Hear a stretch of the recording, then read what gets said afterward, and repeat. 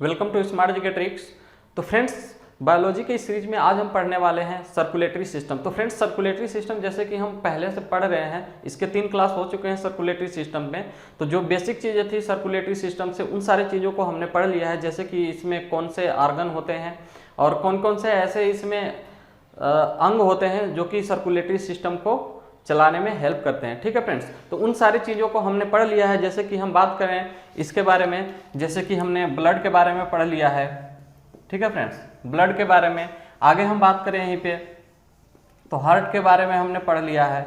ठीक है फ्रेंड्स, और यहाँ पे ब्लड वेसल्स के बारे में पढ़ लिया है, ब्लड वेसल्स। ठीक है फ्रेंड्स, तो इन सारी चीज़ों के बारे में हमने पढ़ लिया है। अब हम आगे पढ़ने वाले हैं, जो आज पढ़ने वाले हैं सर्कुलेटरी सिस्टम के अंतर्गत जो हार्ट होता है।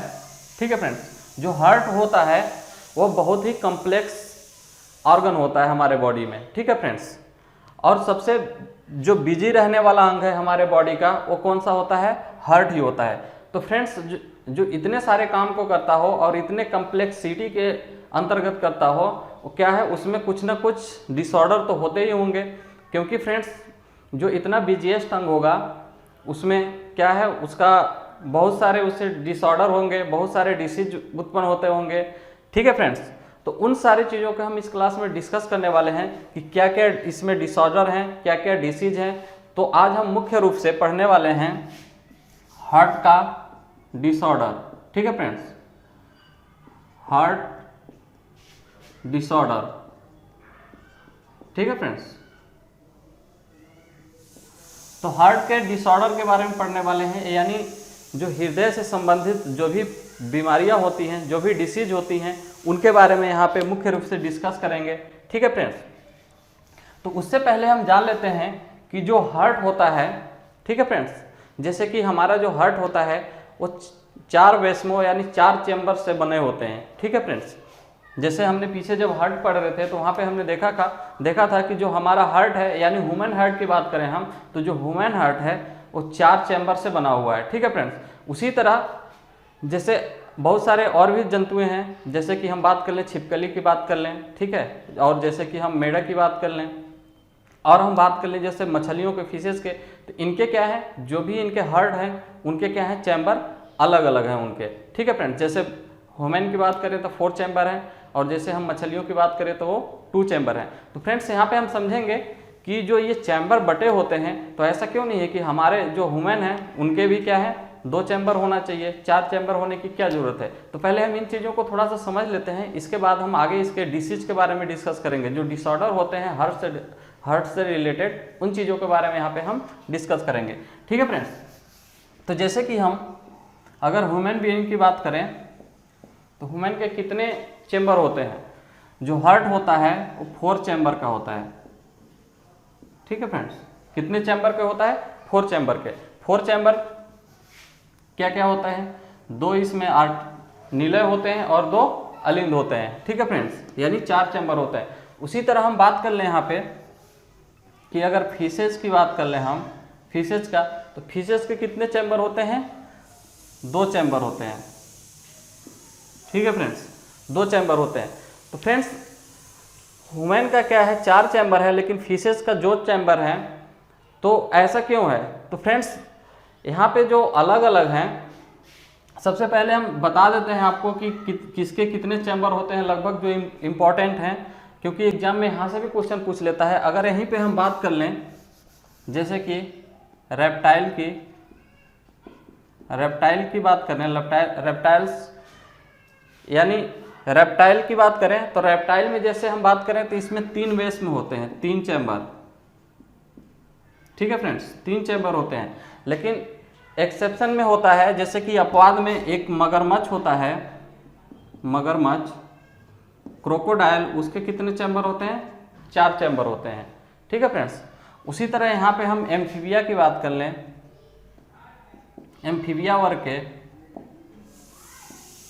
एम्फीबिया फाइलम के जितने भी जंतु हैं, जितने भी ऑर्गेनिज्म हैं, उनके कितने पाए जाते हैं? चैम्बर, 3 चैम्बर पाए जाते हैं।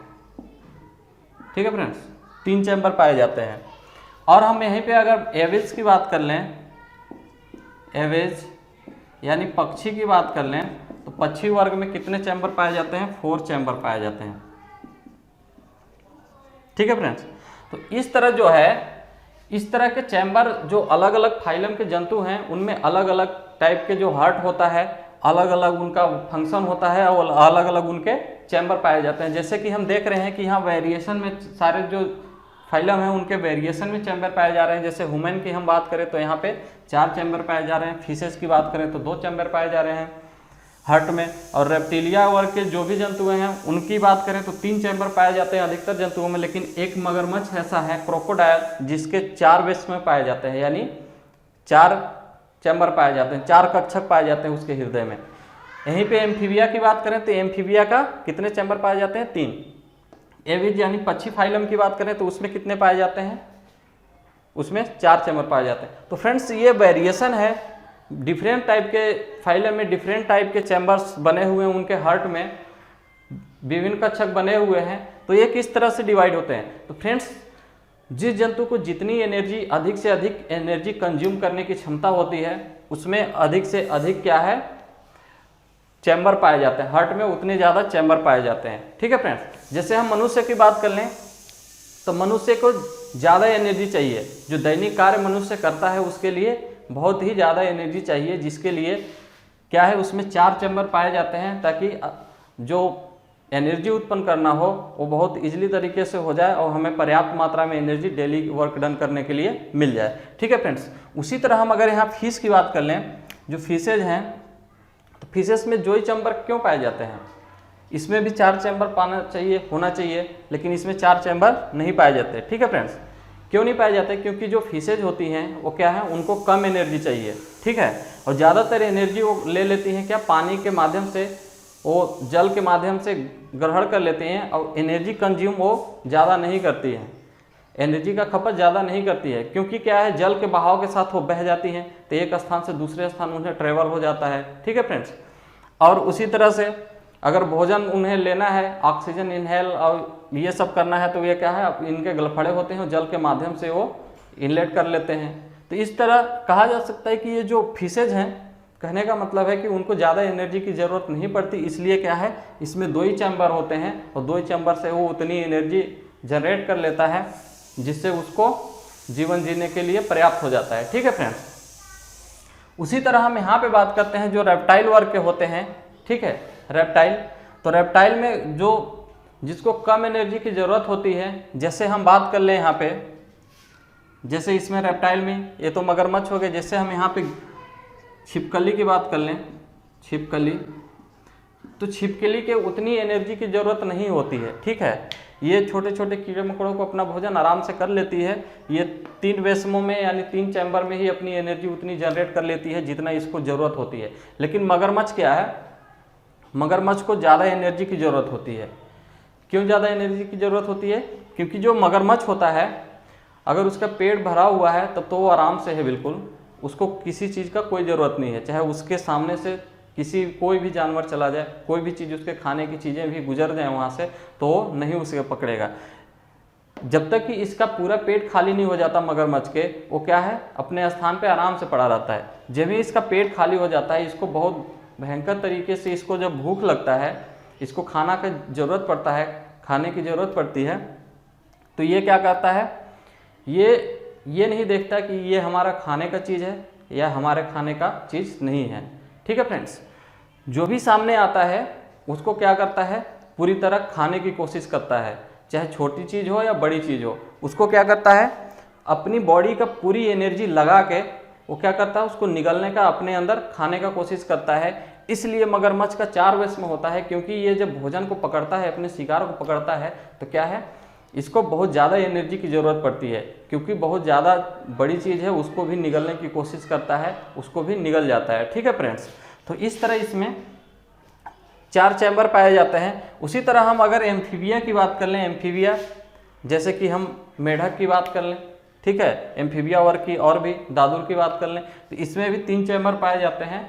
तो ये सब चैम्बर जो पाए जाते हैं, और पक्षी क्या है, ये पक्षी को भी ज़्यादा एनर्जी चाहिए क्योंकि ये आसमान में उड़ते हैं, ठीक है, इनको ज़्यादा एनर्जी चाहिए तभी ये उड़ सकेंगे, ठीक है फ्रेंड्स। तो इसलिए इसमें भी 4 चेंबर पाए जाते हैं। और ह्यूमन की बात करें तो 4 चेंबर पाई जाती है क्योंकि मनुष्य क्या है, एक स्थान से दूसरे स्थान दौड़ने कूदने बहुत सारी एनर्जी की आवश्यकता पड़ती है, तो इसलिए 4 चेंबर पाए जाते हैं। तो आई होप कि फ्रेंड्स ये सारी चीज़ें आपको क्लियर हो गया होगा कि जो विभिन्न प्रकार के जंतुएं हैं उनके हार्ट में ये चैम्बर जो डिवाइड है वो किस कारण से डिवाइड है, तो आपको समझ में आ गया होगा। हम यहाँ पे अब स्पेशली बात करने वाले हैं हार्ट डिसीज के बारे में, यानी हार्ट में क्या क्या डिसऑर्डर होते हैं, क्या क्या बीमारियाँ होते हैं, उन सारे चीज़ों के बारे में यहाँ पे हम स्पेशली डिस्कस करेंगे। तो फ्रेंड्स आगे हम देखते हैं इसके डिसऑर्डर के बारे में कि हार्ट में क्या क्या डिसऑर्डर हो सकते हैं। तो फ्रेंड्स यहाँ पे हम स्पेशली अब बात करते हैं जो हार्ट कार्डियक, क्योंकि हम जानते हैं कि जो हार्ट है हमारा बहुत सी ही कम्प्लेक्स ऑर्गन है, ठीक है फ्रेंड्स, और बहुत ही बिजीएस्ट ऑर्गन है, यानी 24 घंटे और 7 दिन वर्क करता है, ठीक है फ्रेंड्स, यानी कभी भी 1 सेकेंड के लिए भी वो क्या है, नहीं रुकता है। तो फ्रेंड्स 1 सेकेंड के लिए हम बात करें तो जो कार्डियक साइकिल होता है वो कितने का होता है, जैसे कि हम बात कर लें कि कार्डियक साइकिल, जो कार्डियक साइकिल होता है, साइकिल यानी जो हृदय की जो यहाँ पे चक्र पूरा होता है, अपना साइकिल पूरा करता है, वो कितने सेकेंड में कर लेता है, 0.8 सेकेंड में, ठीक है फ्रेंड्स। यानी इतना बिजीएस्ट अंग है कि अगर 1 सेकेंड की बात क्या है, 1 सेकेंड से नीचे, ठीक है, यानी नैनो सेकेंड में क्या है इसका वर्क होता है, अपना साइकिल पूरा कर लेता है। तो समझिए कि कितना बिजीएस्ट अंग होगा और कितना कम्प्लेक्सिटी होगी इसके अंदर, जो कि क्या है इतने सेंसिटिव टाइम में क्या है अपना पूरा कर ले रहा होगा, ठीक है फ्रेंड्स। तो इसमें क्या है बहुत सारे डिसऑर्डर भी होते होंगे, तो उन सारे डिसऑर्डर को हम यहाँ पे बात करेंगे। तो फ्रेंड्स जो डिसऑर्डर होते हैं क्या क्या हो सकते हैं, उन चीज़ों को पहले हम देख लेते हैं, इसके बाद एक एक करके उनके बारे में हम यहाँ पे डिस्कस करेंगे।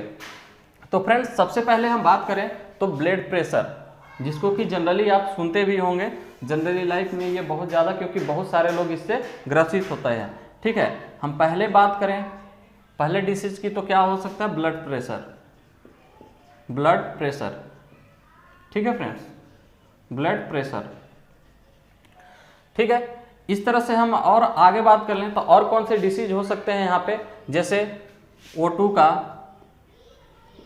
का सप्लाई, ठीक है फ्रेंड्स, O2 का सप्लाई, यानी हार्ट को O2 का पूर्ति किस तरह से होता है। अगर हार्ट का वहाँ पे पूर्ति सप्लाई अच्छे से नहीं होगा, एक क्वांटिटी में नहीं होगा, तो क्या है हार्ट में प्रॉब्लम आने लगेगी, ठीक है फ्रेंड्स। वो किस तरह के प्रॉब्लम आने लगेगी हम आगे एक एक करके डिस्कस करेंगे। और कौन सा आगे डिसीज हो सकता है, और हम यहाँ पे बात करें तो हार्ट अटैक, ठीक है फ्रेंड्स, हार्ट अटैक, ये भी क्या है एक डिसीज है, ठीक है फ्रेंड्स, हार्ट अटैक। और अगर हम आगे बात कर लें तो और क्या हो सकता है, हार्ट फेलियर, हार्ट फेलियर, ठीक है फ्रेंड्स। और आगे हम बात करें तो यहाँ पे हार्ट अरेस्ट, ठीक है फ्रेंड्स। तो इस तरह के जो मोस्ट इंपॉर्टेंट जो डिसीज होते हैं हार्ट से रिलेटेड वो इस तरह से होते हैं। पहले की हम बात करें तो ब्लड प्रेशर, दूसरे O2 की सप्लाई अगर कमी हो जाती है हार्ट में तो एक वहाँ से प्रॉब्लम होने लगती है हार्ट में, हमारा जो काम होता है वो सुचारू रूप से काम नहीं चल पाएगा, ठीक है, एक कंफर्टेबली वर्क नहीं कर पाएगा हार्ट। और उसी में आगे हम बात करें तो कौन सा डिसीज, हार्ट अटैक, जो कि जनरली जानते ही हैं लोग, ज़्यादा लोग, ये किस तरह से होता है इनके बारे में एक एक आगे डिस्कस करेंगे। हार्ट फेल्यूर क्या होता है, हार्ट अरेस्ट क्या होता है, ये सब क्या है हार्ट से रिलेटेड डिसीज हैं, ठीक है फ्रेंड्स। ये जो हम डिसीज देख रहे हैं ये सब हार्ट में क्यों बनते हैं, क्यों ये उत्पन्न होते हैं। तो फ्रेंड्स जैसे कि हम दैनिक दिनचर्या को अपने सही से नहीं रख पाते हैं, उल्टे सीधे चीज़ें खा लेते हैं, जैसे कोलेस्ट्रॉल वाली चीज़ों खा लेते हैं, हम बहुत ज़्यादा मात्रा में खा लेते हैं कोलेस्ट्रॉल वाली चीज़ें, तो उससे भी ये सारे प्रॉब्लम आ सकते हैं। और हम एक्सरसाइज नहीं करते हैं तो उससे भी ये सारे चीज़ें आ सकती हैं। तो सबसे पहले हम बात करेंगे कि जो ब्लड प्रेशर होता है वो किस तरह से हार्ट को प्रभावित करता है, ठीक है फ्रेंड्स। तो यहाँ पे हम बात करते हैं ब्लड प्रेशर। तो ब्लड प्रेशर को हम अगर शॉर्टली बोलें तो इसको बीपी भी बोलते हैं। ठीक है फ्रेंड्स, बीपी यानी ब्लड प्रेशर। तो फ्रेंड्स सबसे पहले हम अगर बात करें तो जो ब्लड प्रेशर होता है वो किसको प्रभावित करता है? जो हार्ट में जो यहाँ पे जो धमनियाँ होते हैं, ठीक है फ्रेंड्स, जो आर्टरीज होते हैं, सबसे पहले तो उसको आर्टरीज क्या है, आर्टरीज को प्रभावित करता है। क्योंकि फ्रेंड्स आपको पता है कि ब्लड प्रेशर कितना होना चाहिए, नॉर्मली ब्लड प्रेशर कितना होना चाहिए, 120 से 80 mmHg में होना चाहिए। ठीक है फ्रेंड्स, mmHg में, यह मरकरी में मापा जाता है इसलिए इसको mmHg बोलते हैं। ठीक है फ्रेंड्स, एग्जाम में क्वेश्चन पूछ लेता है कि नॉर्मली ब्लड प्रेशर कितना होना चाहिए, तो 120 से 80 होना चाहिए। ठीक है फ्रेंड्स, इसी के वेरिएशन में होना चाहिए तो आप नॉर्मल है। अगर कहीं इससे ज़्यादा जाता है, जैसे कि हम बात कर लें यहाँ पे कि इससे डाउन हो रहा है, 100 हो रहा है, और यहाँ पे हम 60 कर दें, और यहाँ हम आगे की बात कर ले तो यहाँ पे 140 हो रहा है, और यहाँ कहीं 90 हो रहा है, तो ये क्या है, ये तो एक वेरिएशन में चलता रहता है। लेकिन इससे अगर ज़्यादा जाते हैं, जैसे कि यहाँ पे हम बात कर लें कि यहाँ पे 90 हो गया, या हम 80 कर लिए, और यहाँ पे क्या कर लिए, 40 कर लिए, इसी तरह यहाँ पे और 80, 180 हो गया, और यहाँ पे कुछ और हो गया, इस तरह से यहाँ पे 110 हो गया, तो ये क्या है, ये वाला जो पार्ट होगा ये क्या है, हाई ब्लड प्रेशर और लो ब्लड प्रेशर। ऊपर की बात करें तो ये हाई ब्लड प्रेशर हो जाएगा, ये लो ब्लड प्रेशर। तो इस तरह से अगर हो जाएगा तो क्या है, जो हार्ट है वो प्रॉपर तरीके से वर्क नहीं कर पाएगा और प्रॉपर तरीके से काम नहीं कर पाएगा, जिससे क्या होगा, जो हमारे आर्टरीज हैं, जो धमनियां हैं, धमनियों में क्या होगा, दाब बढ़ जाएगा, यानी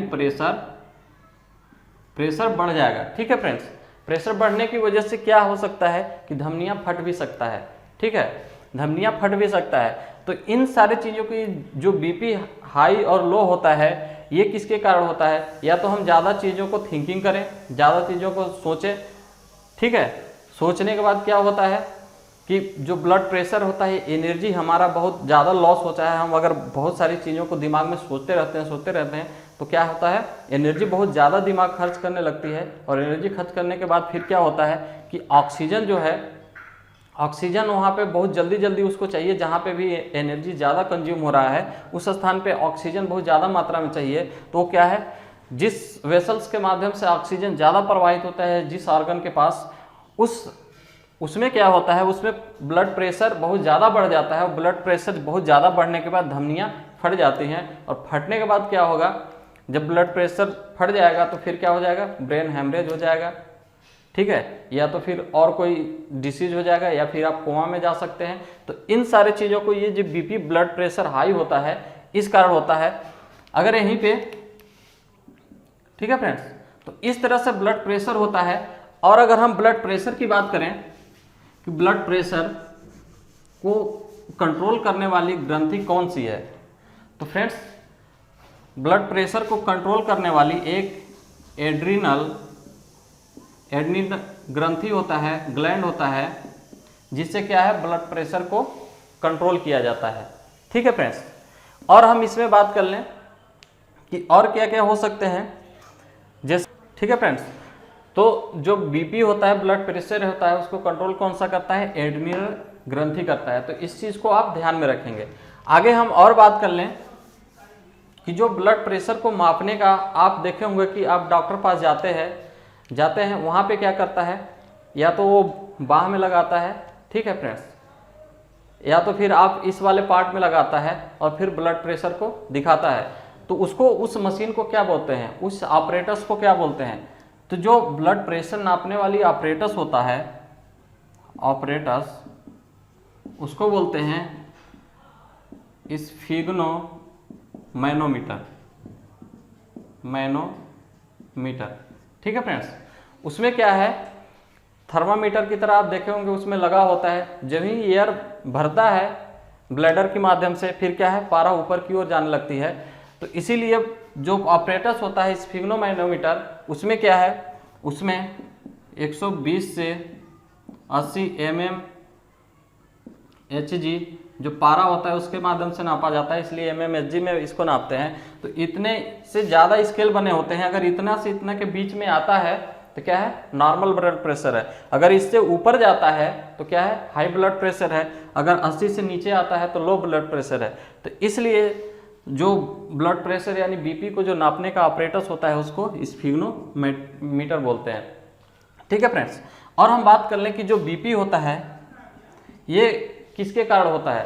तो फ्रेंड्स जैसे कि अगर हम बात कर लें कि ब्लड प्रेशर जो होता है हाई होता है, तो हाई किसके कारण होता है, जैसे कि हमारे ब्लड में कुछ लवण की मात्रा बढ़ जाता है, कुछ लवण की मात्रा अगर बढ़ जाएगा, जैसे कि हम Na की बात करें और यहीं पे हम अगर पोटेशियम की बात करें, पोटेशियम आयन की मात्रा बढ़ जाए, या फिर हम यहीं पे बात कर लें कि जो शुगर यानी ग्लूकोज की मात्रा बढ़ जाती है, शुगर की बात कर लें हम, शुगर यानी ग्लूकोज C6H12O6 यानी शुगर ग्लूकोज की मात्रा भी बढ़ जाती है हमारी ब्लड में, तो ब्लड प्रेशर क्या है, बढ़ने लगता है। ठीक है फ्रेंड्स, तो ब्लड प्रेशर जो शुगर के मरीज होते हैं उनको क्या होता है, ज़्यादातर हार्ट अटैक होने की ज़्यादा संभावना रहती है।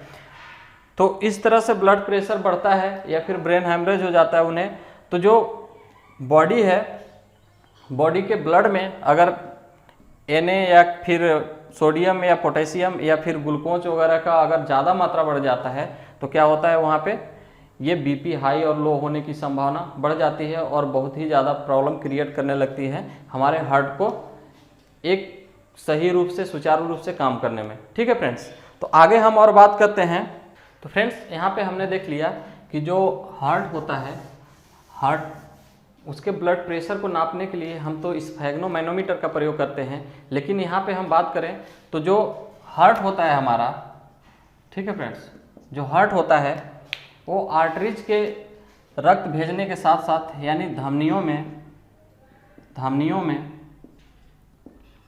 में रक्त भेजने के साथ साथ वो हार्ट में भी रक्त लाती है। ठीक है फ्रेंड्स, जैसे कि धमनियों से विभिन्न कोशिकाओं और ऊतकों तक जाती है, लेकिन जो शिरा होती है उसके माध्यम से ब्लड हार्ट में भी आती है।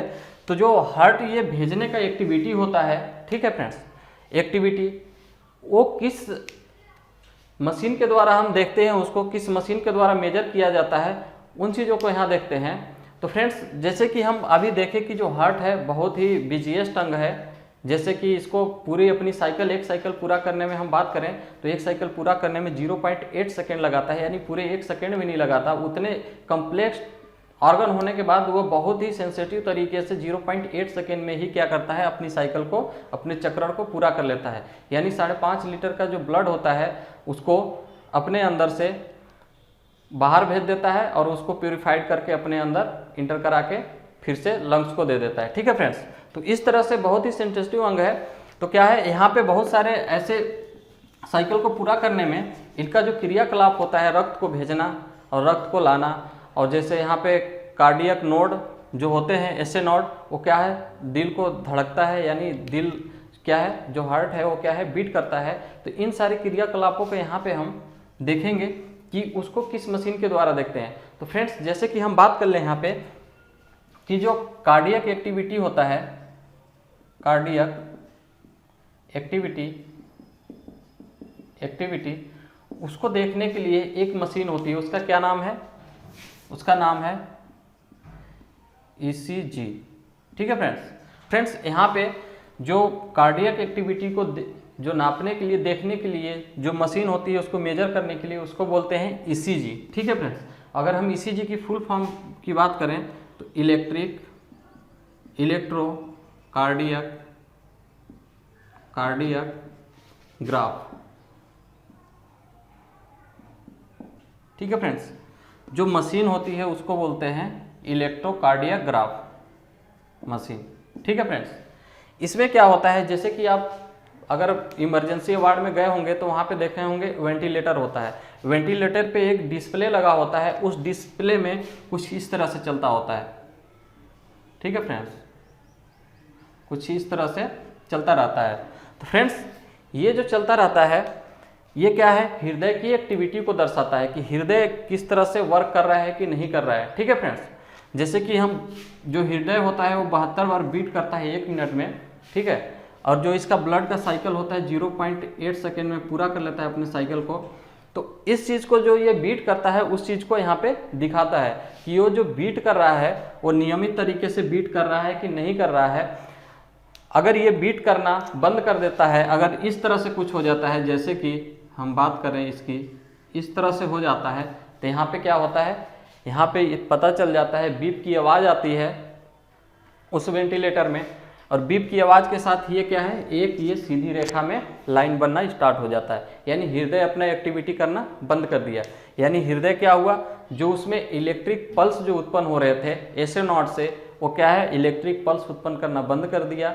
और ये जब इलेक्ट्रिक पल्स उत्पन्न हो रहे थे तो इस तरह का ग्राफ बन रहा था, और इलेक्ट्रिक पल्स बनना बंद कर दिया तो इस तरह के ग्राफ बनना यानी सीधी रेखा बनना स्टार्ट हो गया। तो डॉक्टर फिर क्या करते हैं, उसी समय मृत घोषित कर देते हैं। यानी व्यक्ति का अगर हृदय काम करना बंद हो जाता है, बाकी बॉडी में जो भी ऑर्गन है वो अगर काम करना बंद कर देते हैं तो आदमी को मृत घोषित नहीं किया जाता है। लेकिन हार्ट अगर काम करना बंद कर दिया अपना, क्योंकि आप जानते हैं कि इतना बिजिएस्ट अंग है मानव शरीर में सबसे ज़्यादा, अगर हम किसी भी ऑर्गेनिज्म, जीवित ऑर्गेनिज्म की बात करें तो जो भी हार्ट है वो क्या है, इतना बिजिएस्ट अंग है कि वो पूरे 1 सेकेंड के लिए भी, कभी थोड़ी टाइम के लिए भी नहीं रुकता। जिस टाइम रुक गया उस टाइम आदमी का मृत्यु हो जाता है। तो ये कहने का मतलब ये सीधी रेखा में जो वेंटिलेटर पे ग्राफ बन जाता है तो आदमी को मृत घोषित कर दिया जाता है। ठीक है फ्रेंड, तो इस तरह से हमने देख लिया कि जो कार्डियक, जो इलेक्ट्रोकार्डियक ग्राफ होता है ईसीजी का फुल फॉर्म, वो क्या है, इस तरह के जो हृदय की एक्टिविटी होते हैं, जो कार्डियक एक्टिविटी होती है उसको बताने का काम करता है।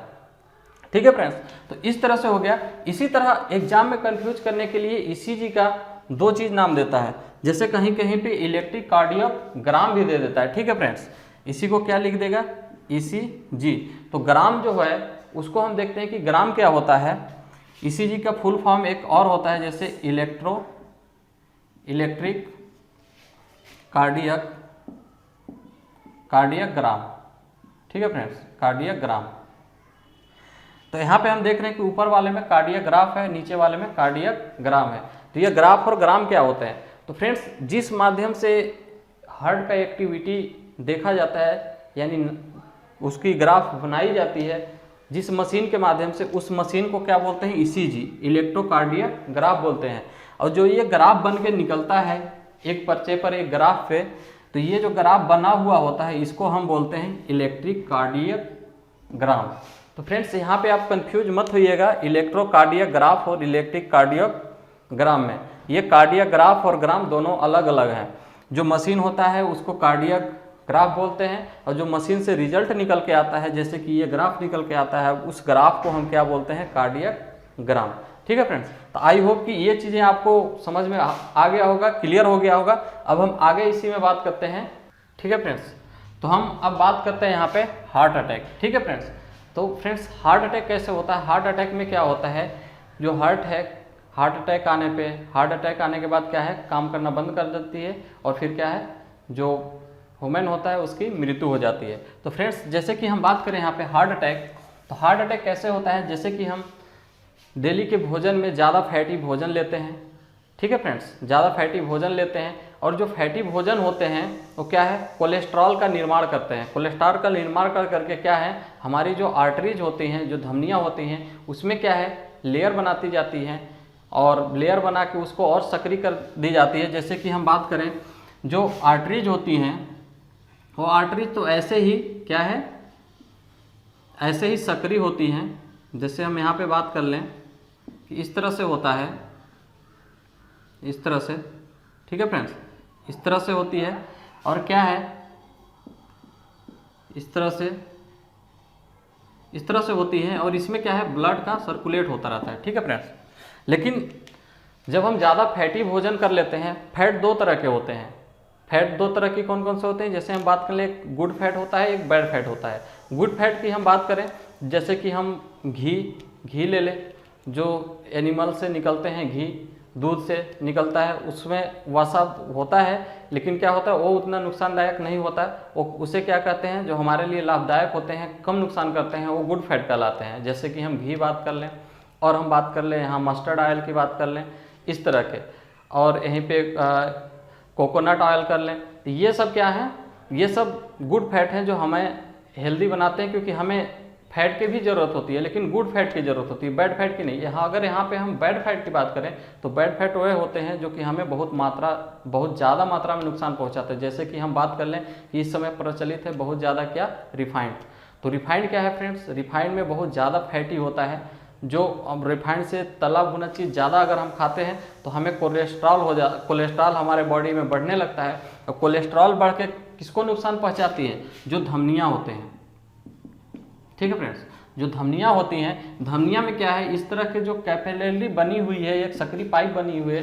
क्योंकि आप जानते हैं कि जो धमनियाँ होती हैं उससे क्या है, हाई प्रेशर में ब्लड जाती है हार्ट से। हार्ट पंप करके किस में भेजता है, धमनियों में, अरोटा में भेजता है। अरोटा के माध्यम से बॉडी के विभिन्न भागों में जाता है। ठीक है फ्रेंड्स, तो यहाँ पे जो धमनियाँ होती हैं इसमें हाई ब्लड प्रेशर होता है, और अगर इसका रास्ता क्लियर नहीं रहेगा तो ब्लड प्रेशर क्या और भी बढ़ जाएगा। जैसे हम बात कर लें कि कोलेस्ट्रॉल युक्त भोजन करने के बाद क्या होता है, जो धमनियाँ होती हैं उसमें क्या है, कोलेस्ट्रॉल कुछ इस तरह से जमने लगते हैं। जमने के बाद क्या है, जो ये कैपिलरी बनी हुई है जिसके माध्यम से ब्लड जाता है, वो क्या हो जाएगा, वो धीरे धीरे सक्रिय होती जाएगी, सक्रिय होती जाएगी और पतली होती जाएगी, और ब्लड प्रेशर यहाँ बढ़ता जाएगा। ब्लड प्रेशर बढ़ने के कारण क्या हो जाएगा, हार्ट तो अपना प्रॉपर लगातार काम कर रहा है, जितना उसको धड़कना चाहिए 72 बार धड़क रहा है, बीट कर रहा है, और जितना प्रेशर देना चाहिए उतना प्रेशर कंटिन्यू दे रहा है। लेकिन उस प्रेशर को रिलीज करने के लिए जो ये कैपिलरी बनी हुई है इसके अंदर, धमनियों के अंदर, वो क्या है, वो पूरी तरह से उस प्रेशर के माध्यम से ब्लड को सर्कुलेट नहीं कर पा रही है। तो क्या है, ज़्यादा टाइम तक ये करने पर, जैसे कि हम बात कर लें कि ब्लड प्रेशर 120 से 80 mmHg होना चाहिए। अगर इससे ज़्यादा ब्लड प्रेशर हो रहा है यहाँ पे, जैसे कि हम बात कर लें 140 से अगर ज़्यादा हो गया यहाँ पे 140 से, तो क्या हो जाएगा, ब्लड प्रेशर हो जाएगा, जिससे हार्ट क्या काम करेगा, हार्ट काम करना धीरे धीरे अपना बंद कर देगा। ठीक है फ्रेंड्स, हार्ट काम करना धीरे धीरे बंद कर लेगा। जैसे कि आप सुनते होंगे कि जिसे हार्ट अटैक आता है वो क्या होता है, फर्स्ट हार्ट अटैक आया, फिर सेकेंड आया अटैक, फिर थर्ड आया, इस तरह से अटैक आता है। तो यानी एक एक करके बारी बारी से अटैक आता है। तो फ्रेंड्स, जैसे जैसे कोलेस्ट्रॉल की मात्रा यहाँ बढ़ती जाती है वैसे वैसे जो अटैक आता है वो क्या है, बहुत ही गंभीर रूप से ज़्यादा आता है। और क्या है, जैसे जैसे अटैक बढ़ता जाता है, जैसे जैसे यहाँ कोलेस्ट्रॉल की मात्रा बढ़ती जाती है कैपिलरी में, अटैक बढ़ता है। और एक टाइम ऐसा आता है कि एक बहुत ज़्यादा अटैक आ जाता है, हार्ट अटैक, और हार्ट अटैक आने के बाद मनुष्य की मृत्यु हो जाती है। ठीक है फ्रेंड्स, तो इस तरह से हमें कोलेस्ट्रॉल वाला चीज़ें नहीं खाना चाहिए, अवॉइड करना चाहिए। जैसे कि हम बात कर लें रिफाइंड का, तो रिफाइंड से जो बनी चीज़ें होती हैं, या मार्केट में ज़्यादातर चीज़ें रिफाइंड से बनाई जाती है, उन चीज़ों को अवॉइड करना चाहिए। हमें शुद्ध वनस्पति घी खाना चाहिए। जैसे कि हम बात कर लें कि कोकोनट जो ऑयल होते हैं उसको यूज करना चाहिए, या फिर हम जो घरेलू जो एनिमल से जो निकले हुए घी होते हैं, जो दूध से बना हुआ घी होता है, उसको यूज करना चाहिए, या फिर मस्टर्ड ऑयल। तो ये सारी चीज़ों से हमें कम नुकसान होता है। ठीक है फ्रेंड, लेकिन हम अगर रिफाइंड खाते हैं तो उससे बहुत ज़्यादा हमें हार्ट अटैक आने की संभावना रहती है। अब हम बात कर लेते हैं आगे हार्ट फेल्यूर के बारे में। ठीक है फ्रेंड्स, हार्ट फेल्यूर क्या होता है उसके बारे में यहाँ पे हम डिस्कस करते हैं। हार्ट फेल्यूर, ठीक है फ्रेंड्स, हार्ट अटैक तो हमने देख लिया कि हार्ट अटैक जो कोलेस्ट्रॉल युक्त तो भोजन ज़्यादा करते हैं, मोटापा बढ़ती है, कैपिलरीज में जाके वहाँ पे कोलेस्ट्रॉल इकट्ठा हो जाता है, जिससे बहुत ब्लड प्रेशर हो जाता है, जिसके क्या हार्ट काम करना बंद कर देता है। एक ऐसा टाइम आता है लास्ट में और फिर मनुष्य की मृत्यु हो जाती है। लेकिन एक हार्ट फेल्यूर भी होता है। हार्ट फेल्यूर क्या होता है, जैसे कि हम बात करें कि हम खाना खा रहे हैं और क्या है, बैठ जा रहे हैं, हम कुछ अपने बॉडी की एक्टिविटी ही नहीं करा रहे हैं। जैसे कि कुछ एक्सरसाइज होते हैं, दौड़ना कूदना और कुछ योगासन वगैरह, कुछ इस टाइप के बॉडी को नहीं करा रहे हैं। ठीक है फ्रेंड्स, और डेली के जो एक्टिविटीज़ है वो भी नहीं करा रहे हैं, खाना खा रहे हैं, बैठ रहे हैं।